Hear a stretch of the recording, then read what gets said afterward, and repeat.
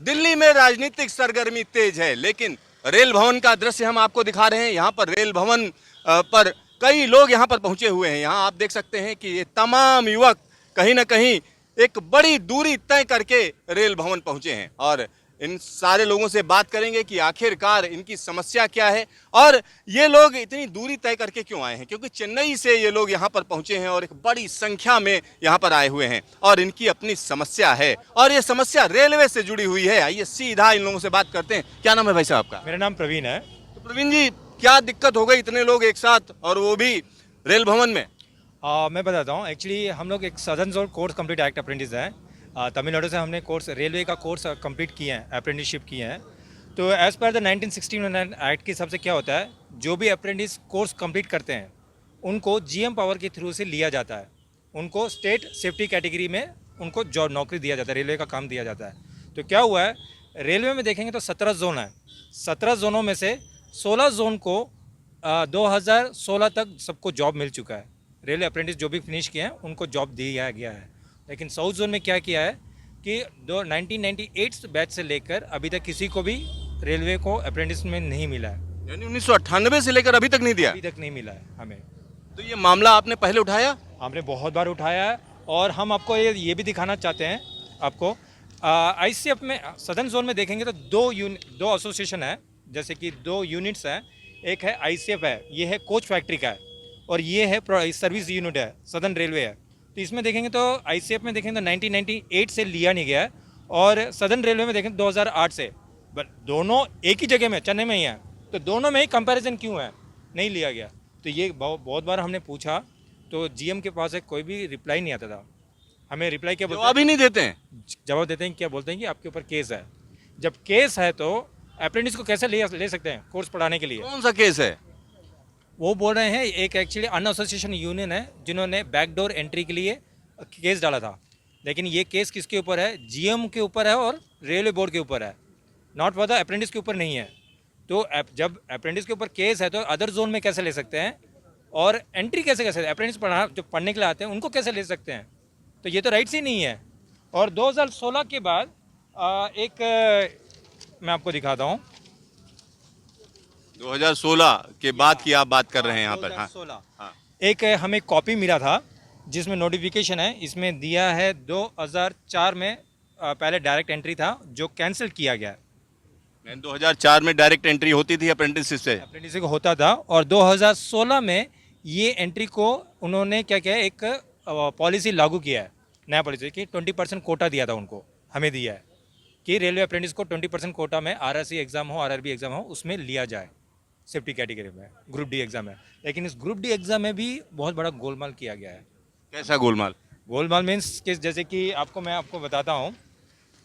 Exam है memorandum को, यहाँ आप समझिए अप्रेंटिसशिप करके लोग घूम रहे हैं एक लंबे समय से और वही चीज़ यहाँ बताने के लिए, अपना दर्द बताने के लिए ये लोग इतनी लंबी दूरी तय करके आए हैं और यहाँ पर हर बार आश्वासन मिलता है कि हाँ हो जाएगा और यहाँ से वापस लौटा दिया जाता है। और आज भी एक आश्वासन मिला है, सीआरबी मिलेंगी लेकिन मिल नहीं रही हैं। यहाँ पर देखिए, मैं आगे भी पूछ रहा हूँ क्या हुआ।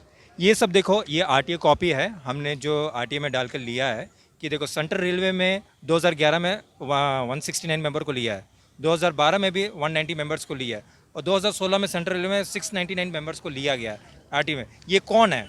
जब इनको ले सकते हैं तो साउथ जोन में क्यों नहीं ले सकते हैं? ये हमें एक बड़ा सवाल है, क्योंकि एक तरफ एक जोन में कहा जा रहा है ये पॉलिसी के तहत ऐसा किया जा रहा है कि आपको नहीं लिया जा रहा, आपके ऊपर केस है, और दूसरे जोन्स की अगर हम बात करते हैं तो यहाँ इन लोगों ने आरटीआई के जरिए निकाला है। आप समझिए कि ये मेहनत कर रहे हैं कि किस तरीके से इनके साथ गलत हो रहा है और उस गलत को सामने उजागर कर रहे हैं कि इस तरीके की चीज़ें हुई हैं, लेकिन इनकी सुनवाई कहीं नहीं है। तो ये और क्या कहना चाह रहे हैं? हाँ, और एक मैं बताना चाहता हूँ, जैसे कि अभी बोल रहे थे कि केस है, जब भी हम जीएम के पास जाते हैं बोलते हैं कि केस है हमारे ऊपर, तो केस होने से ये कैसे ले सकते हैं?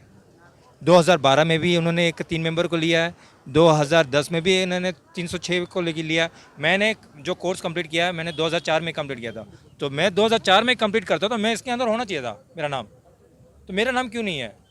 और क्या लगता है ऐसा क्यों हो रहा है आपके साथ? तो हम यही तो जानना चाहते हैं, ये क्यों कर रहे हैं? साउथ जोन में क्यों कर रहे हैं? तमिलनाडु इंडिया में नहीं है क्या? हमें वही डाउट लग रहा है, तमिलनाडु इंडिया में है कि नहीं है, कि अदर जोन को क्यों कंपेयर, अदर स्टेट को क्यों इतना डिफ्रेंशिएट कर रहे हैं।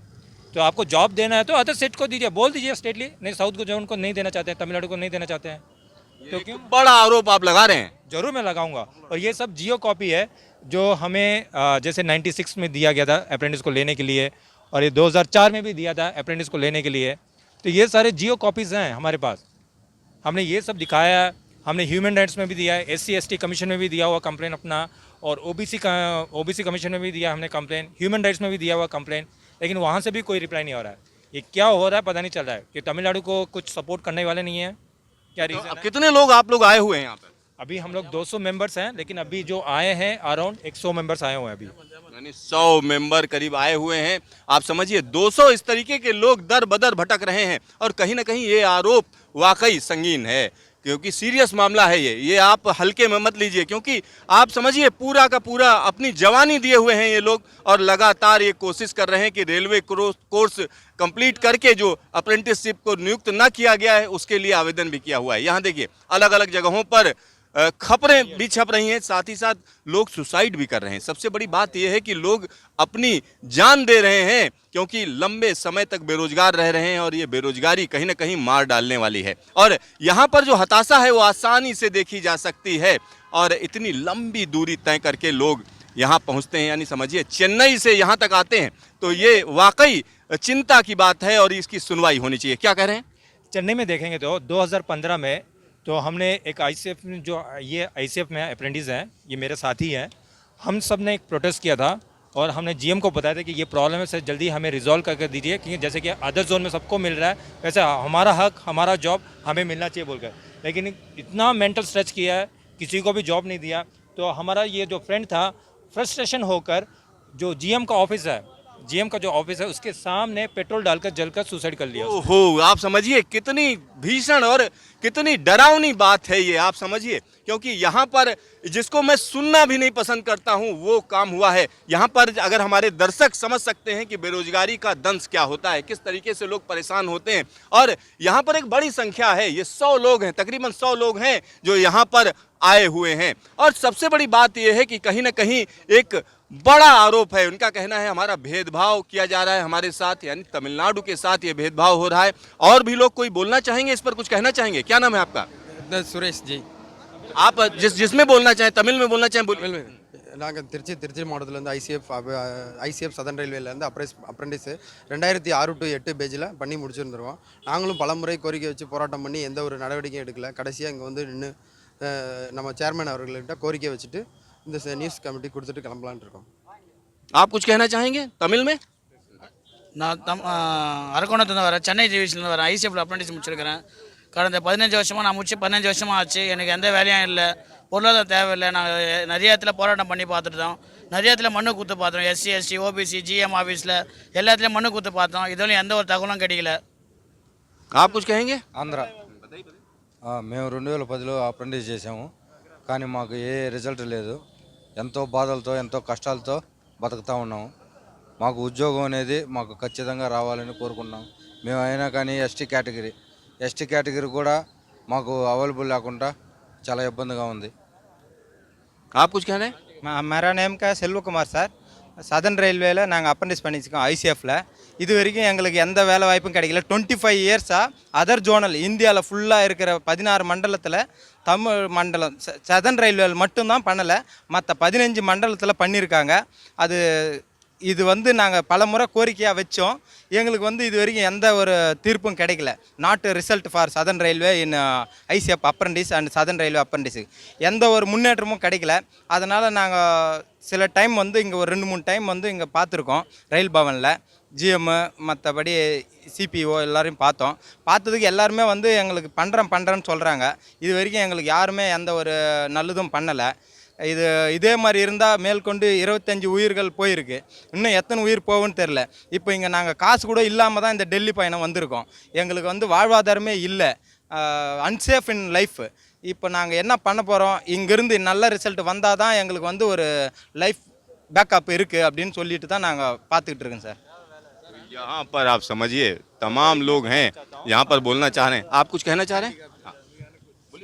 என் பேர் ஞானமூர்த்தி. நான் ஒரு மாற்றுத்திறனாளி. நான் ஐசிஎஃப்லேருந்து 2008 2009 அப்ரண்டிஸ் முடித்தேன் நான். கிட்டத்தட்ட ஒரு 15 வருஷம் ஆச்சு. இன்னும் கூட எனக்கு வேலை வாய்ப்பு தரல. ஆனால் இந்தியாவில் மற்ற மன்றத்தில் 2016 வரைக்கும் வேலை கொடுத்துருக்காங்க அது மாற்றுத்திறனாளிகளுக்கு. ஆனால் ஐசிஎஃப்பில் மட்டும் எனக்கு வேலை தரல. என்னுடைய வேலை யாருக்குன்னு கொடுத்தாங்களா இல்லை என்னை ஏமாற்றிருக்காங்க. டெல்லிக்கு நான் 4 முறை வந்திருக்கேன் இதோட எனக்கு.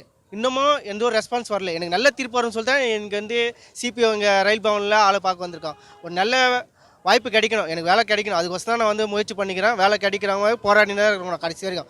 நல்ல தீர்ப்பு கிடைச்சாதான் நல்லா இல்லை என் லைஃபே போயிடுச்சு எனக்கு. ஹேண்டிகேப் எங்கே போனால் வேலை தர மாட்டேங்கிறான் ப்ரைவேட் கம்பெனியில். நான் கவர்மெண்ட்டில் அப்ரண்டிஸ் முடிச்சுன்னா கவர்மெண்ட் தான் எனக்கு வேலை தரணும். போய் ப்ரைவேட் கம்பெனி எங்கே கேட்டால் வேலை தருவானா? தரமாட்டான், கண்டிப்பாக தரமாட்டான். எனக்கு கடைசி வரைக்கும் நான் போராடினே இருப்பேன். எனக்கு வேலை கண்டிப்பாக கிடைச்சே ஆகணும். எனக்கு இதான் எனக்கு தீர்வு எனக்கு. यहाँ पर आप समझिए बड़ा दर्द है। भाई साहब आप कुछ कहना चाह रहे हैं, जरा समराइज करिएगा, लास्ट बात कहिए। मैं बताता हूँ, जैसे कि अभी ये नोटिफिकेशन देखेंगे आप, इसमें आपको क्लियरली पता चलेगा कि 2016 में रेलवे बोर्ड ने एक इम्प्लीमेंट किया था कि जो भी अभी अप्रेंटिस को जो लिया जाएगा वो है एग्ज़ाम के थ्रू से लिया जाएगा 2016 में। बट ये जो इम्प्लीमेंट हुआ है ये 2017 में इम्प्लीमेंट हुआ था ये। ओके, तो 2000 जब ये इम्प्लीमेंट हुआ है ये पॉलिसी कि अप्रेंटिस को एग्ज़ाम के थ्रू से लिया जाएगा 20% कोटा के अंदर, देन तो ये 2016 में ये है सेंट्रल रेलवे का है। ओके, ये तो 2016 में 31 मेंबर्स को लिया है और 2020 में 4 मेंबर को लिया है। ये कैसे ले सकते हैं? जब एक पॉलिसी गवर्नमेंट ही करते हैं तो विदाउट परमिशन नहीं कर सकते ये लोग। ये कैसे लिया है इन्होंने? तो ये हमारा सबसे पहले क्वेश्चन ये है। तो इनको दे सकते तो हमें क्यों नहीं दे सकते हैं? एक बड़ा सवाल है। आप समझिए यहाँ पर जो लोग हैं ये ऐसा नहीं कि दिल्ली घूमने आए हैं, क्योंकि गर्मी है, ज़बरदस्त गर्मी है, और चेन्नई से चलकर ये यहाँ पर आए हैं। और यहाँ पर मैं एक और चीज़ बता दूँ, कहीं ना कहीं जो सवाल ये खड़ा कर रहे हैं वो वाकई पॉलिसी रिलेटेड है, क्योंकि आप लंबे समय से लोगों को लटकाए हुए हैं और बता भी नहीं रहे हैं किस वजह से नहीं आप जॉब में रख रहे हैं। सबसे बड़ी बात है कि कहीं ना कहीं पॉलिसी में कमी है, आपस में तालमेल में कमी है। अगर ये लोग बार बार आ रहे हैं, बार बार इस चीज़ को उठा रहे हैं, उसके बाद भी इनकी सुनवाई नहीं हो रही है। कैमरामैन शकील अहमद के साथ सिद्धार्थ, न्यूज स्टेशन, दिल्ली।